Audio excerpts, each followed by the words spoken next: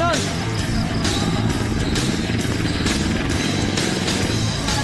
Cut! Stopping point ko ito lang ha, baka mawala ako sa sukat eh. And action! Ay, wala si Bart doon. Kita sa ata si Bart doon. Kaya pasok. Ay, iwasan ko si Bart. Yan. Tingin sa paligid. Tingin sa paligid. Yan, diyan ka mag-stay. Yan. Putok. Go!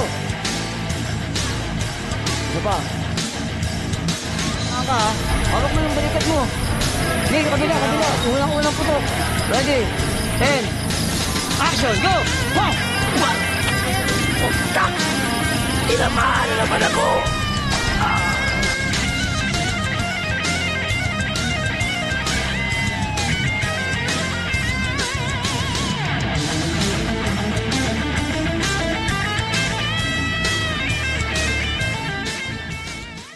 Hi, ako po si Chris Ann at may gagawin po kaming YouTube series sa iNet Stories na Chris Ann on Cam. Ang first episode po, ang title ay Ransom. Action drama series po ito at marami pong action scene. Of course, yung paborito kasi Tom Cruise. Yan, mahilig ako manood ng mga movies niya. Inuulit-ulit din sa isang platform sa internet na pinapanood ko. Akala ko ano ka? Bruce Lee. Oo naman, kasama yun. Ang ibig sabihin, pagdating sa mga modern approach na movies, na klase ng mga action, like kay Tom Cruise. Siyempre, medyo matagal na rin po ako dito sa industriya ng showbiz. Yung pangalan mo, pamilya. Marami na rin po akong ginampanan na mga roles dito. Kasi nung una, mga lead players, ganyan. Kung kailan ako tumanda, eto. Star sa industry. Nagkaroon po kasi ako dati ng pagkakataon, ginaya ko si Derek Coco, nagsimula po yan sa Batang Coco Martin, and then sa ginaya ko po yung mga ibang action star, hanggang more than action po talaga ako.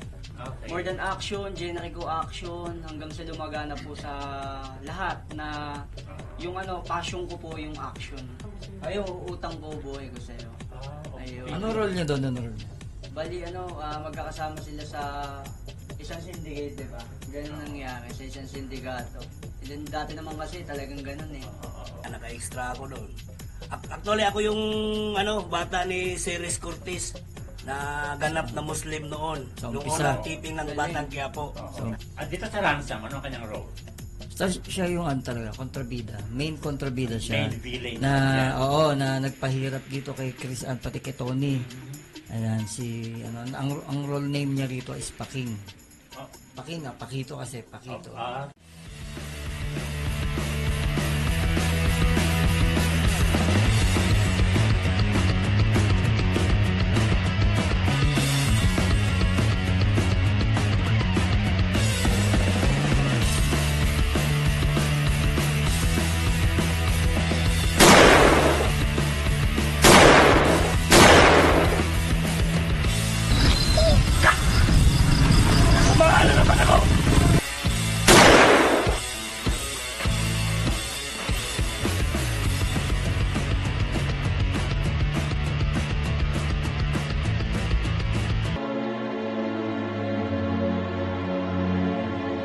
Ano ngayon?